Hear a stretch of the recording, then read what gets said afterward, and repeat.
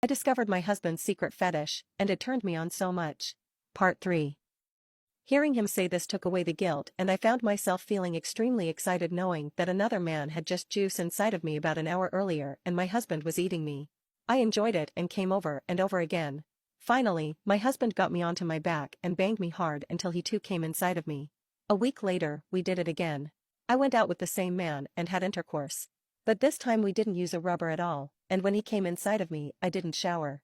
At first, I felt dirty when I got into bed with my husband, but when my husband spread my legs open I still could feel the juice of my date inside of me, and I again got very hot and stimulated between the slurping sound of my husband as ate me out. He commented that he could taste the other man's juice. I couldn't believe he was eating another man's juice from me. I couldn't believe he liked it. And I really couldn't believe how much that turned me on.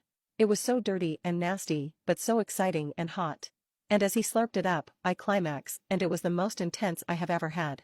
My husband then banged me, and it was hot knowing his juice was mingling with that of the other man. I felt so drained, but satisfied afterwards. So, that became the pattern for the next several years. I meet men in various ways, go out with them, and when comfortable I let them juice inside me. Sometimes my husband wants to bang me the minute I come in and then juice in me too, and other times he wants to eat me out before banging me. It's very hot for me. We've talked about having a three-way so my husband could eat me out right then and there after the other man juice inside of me.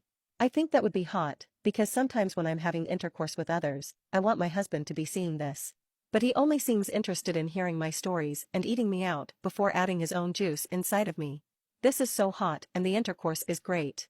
Yet no one knows that this soccer mom who goes to school events with my kids and is active in our church is leading such a life. Am I guilty? No, because as long as my husband gives his approval it's not a sin. It's a fun activity between my husband, myself, and the gentleman I am seeing.